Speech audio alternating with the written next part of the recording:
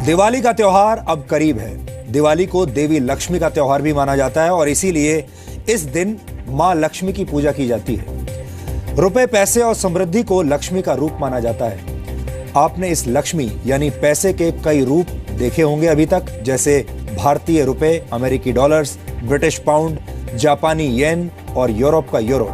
ये तमाम करेंसीज लक्ष्मी का ही रूप है। इनमें से ज्यादातर करेंसीज कागज से बनी होती हैं, जिन्हें आप अपनी आंखों से देख सकते हैं, अपनी जेब में रख सकते हैं और इन्हें छूकर महसूस भी कर सकते हैं।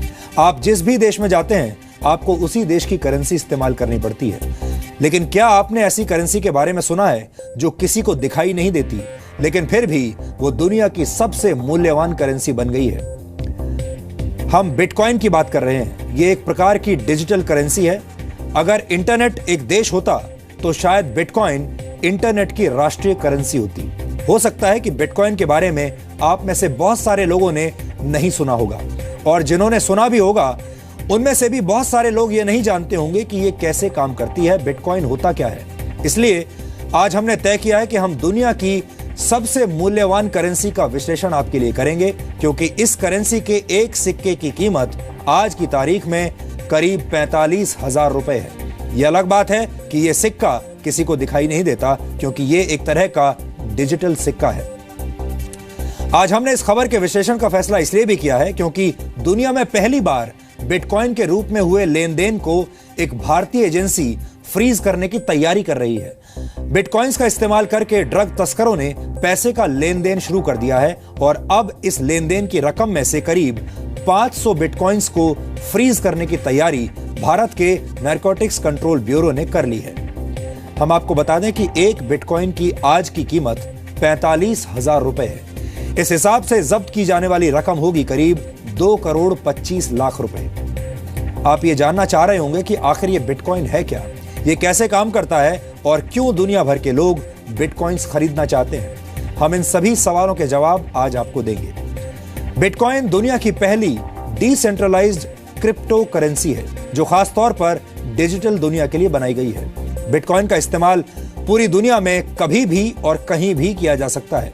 बिटकॉइन के जरिए कोई भी व्यक्ति दुनिया में किसी भी दूसरे व्यक्ति को रकम भेज सकता है, पैसा भेज सकता है। और सबसे बड़ी बात यह है कि इसके लिए किसी बैंक या थर्ड पार्टी एजेंसी की मदद नहीं लेनी पड़ती। यानी आप जो भी पैसा किसी को भेजना चाहते हैं, उस पैसे को सीधे अपने बिटकॉइन वॉलेट से दूसरे व्यक्ति के बिटकॉइन वॉलेट में ट्रांसफर कर सकते हैं।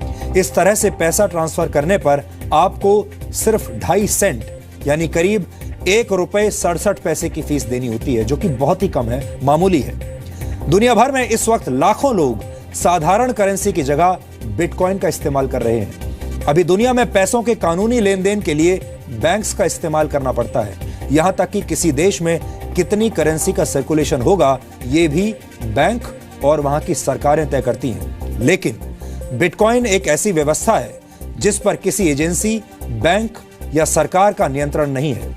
बिटकॉइन के तहत लेन देन सीधे 2 लोगों के बीच होता है। यह लेन देन, आर्थिक लेन देन, पूरी तरह से एनक्रिप्टेड होता है, यानी यह पैसों के लेन देन का एक सुरक्षित और सुपर फास्ट तरीका है। लेकिन इस आर्थिक लेन देन की प्रक्रिया में आपके वॉलेट में नोट्स नहीं आते, करेंसी नहीं आती, बल्कि कुछ डिजिटल कोड्स आते हैं और यही कोड्स आप तक पहुंची हुई रकम होती है। अब आपको बताते हैं कि बिटकॉइन की अर्थव्यवस्था कैसे काम करती है। 5 वर्ष पहले तक एक बिटकॉइन सिर्फ 6 रुपए का था, लेकिन आज एक बिटकॉइन 45,000 रुपए का हो गया है। बिटकॉइन की शुरुआत आज से 7 वर्ष पहले 3 जनवरी 2009 को सतोशी नाकामोतो नाम के एक प्रोग्रामर ने की थी। लेकिन हम आपको बता दें कि सतोशी नाकामोतो कौन है, ये आज तक किसी को नहीं पता। हालांकि अलग अलग वक्त पर अलग अलग लोग सतोशी नाकामोतो होने का दावा करते रहे हैं, लेकिन बिटकॉइन के असली जनक के बारे में अभी भी किसी के पास कोई पुख्ता जानकारी नहीं है। सतोशी नाकामोतो ने जब बिटकॉइन की शुरुआत की थी, तब उनका मकसद इसे करेंसी में बदलना नहीं था, बल्कि ऐसा सिर्फ ये साबित करने के लिए किया गया था कि बिना किसी थर्ड पार्टी की मदद के भी आर्थिक लेन देन किया जा सकता है, यानी ये सीधे 2 लोगों के बीच भी संभव है। 22 मई 2010 को पहली बार एक पिज्जा के बदले 10,000 बिटकॉइन देने की पेशकश की गई थी।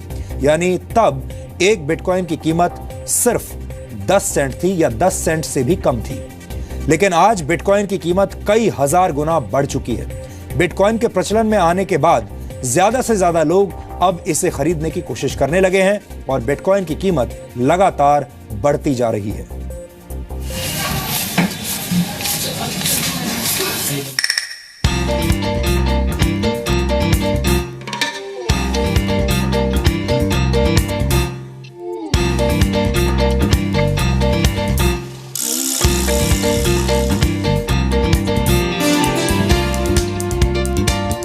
दुनिया में अलग अलग देश हैं, अलग अलग संस्कृतियां हैं, अलग अलग लोग हैं, अलग अलग भाषाएं हैं, अलग अलग खान पान और अलग अलग ताकतें।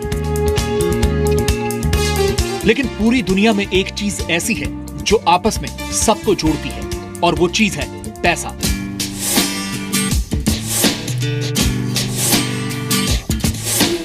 आज लगभग हर काम के लिए पैसों की जरूरत पड़ती है, चाहे वो खाना खरीदना हो, पानी खरीदना, घर खरीदना, हथियार खरीदना, यानी हर चीज के लिए पैसों की जरूरत होती है।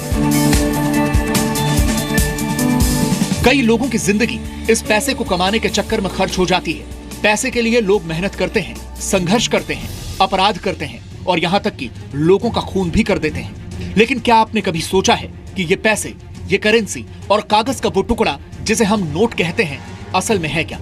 दरअसल जो कागज का नोट आपकी जेब में है वो एक तरह का वादा है। वादा है आपको कागज के टुकड़े पर लिखी गई रकम चुकाए जाने का।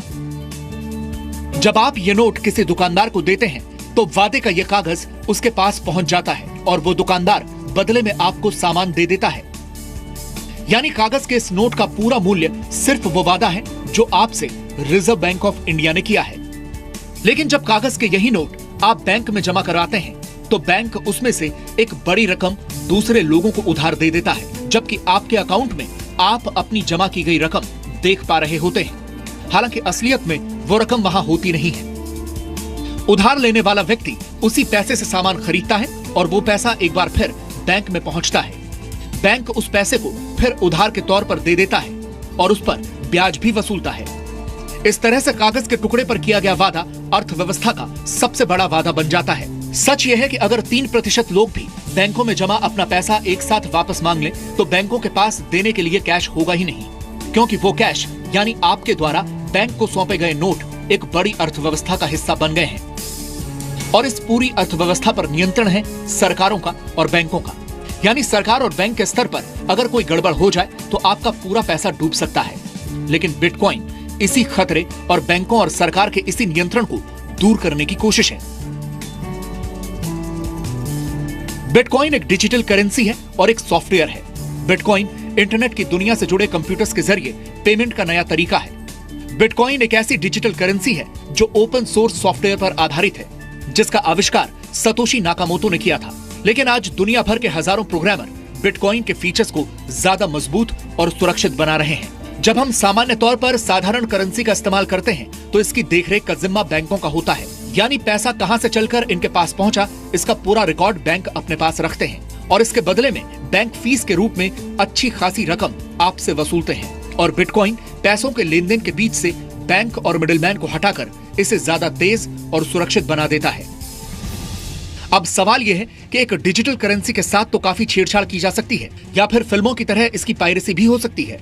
तो इसका जवाब है कि ऐसा संभव नहीं है, क्योंकि सतोशी नाकामोटो के आविष्कार की खासियत यह है कि बिटकॉइन आम लोगों के बीच बंटे ब्लॉकचेन में भेजा जाता है।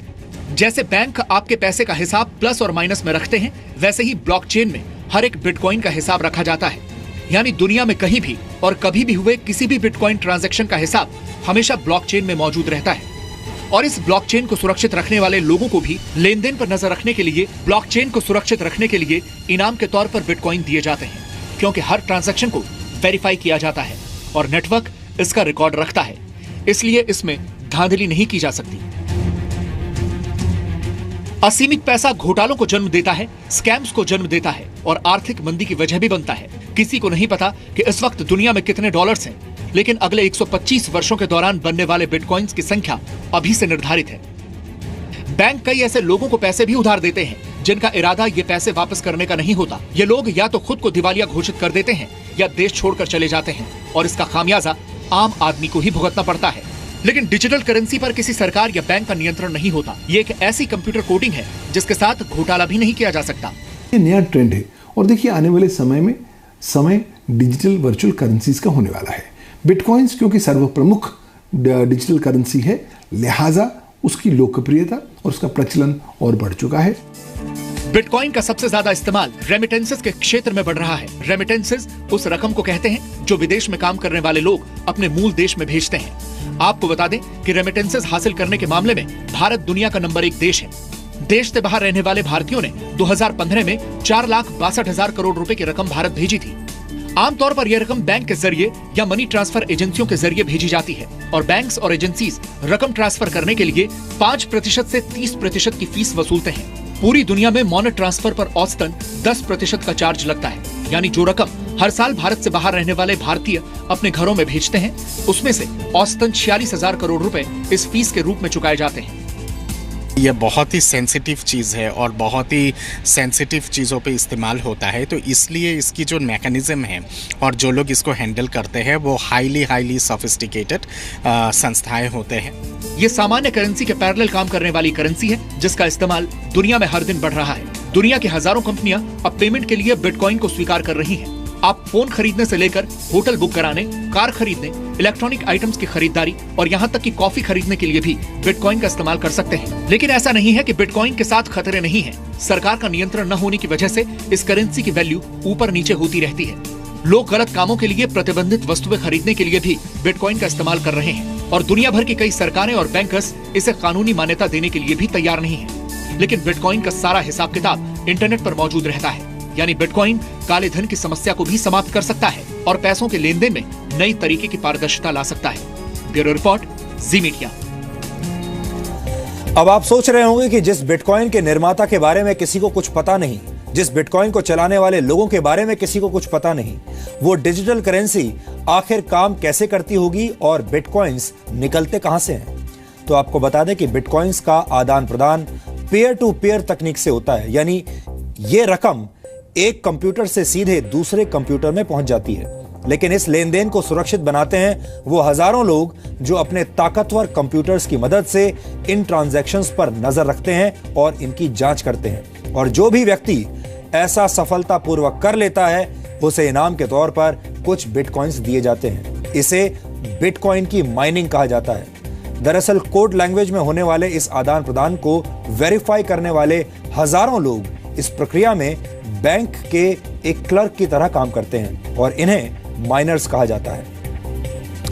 ये लोग ट्रांजैक्शंस पर नजर रखते हैं ताकि इसका गलत इस्तेमाल ना हो, लेकिन इस प्रक्रिया को पूरी करने के लिए इन माइनर्स को एक मैथमेटिकल प्रॉब्लम हल करनी होती है। जो माइनर जितनी जल्दी ये प्रॉब्लम सॉल्व कर लेता है उसे प्रॉब्लम सॉल्व करने के बदले में करीब 12.5 बिटकॉइंस मिलते हैं और इस तरह से बिटकॉइंस डिजिटल बाजार में आ जाते हैं। लेकिन बिटकॉइन की अर्थव्यवस्था का निर्माण इस तरह से किया गया है कि एक निश्चित समय के बाद बिटकॉइंस की संख्या घटकर आधी रह जाती है। शुरुआत में एक ब्लॉक से 50 बिटकॉइंस निकला करते थे।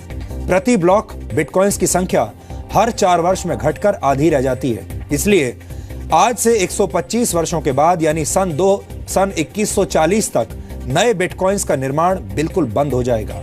गणना के हिसाब से तब तक दुनिया में कुल 2 करोड़ 10 लाख बिटकॉइंस आ चुके होंगे। बिटकॉइन भविष्य की करेंसी है और भविष्य में खत्म भी हो जाएगी। इसलिए लोगों में ज्यादा से ज्यादा बिटकॉइन खरीदने की होड़ मची हुई है। अगर आपको अब भी ये बात समझ में ना आई हो तो आपको एक उदाहरण की मदद से समझाते हैं। मान लीजिए कि इस महीने भारी मात्रा में सोने यानी गोल्ड की खुदाई की गई हो और उसे सामान्य कीमत पर लोगों में बांट दिया गया।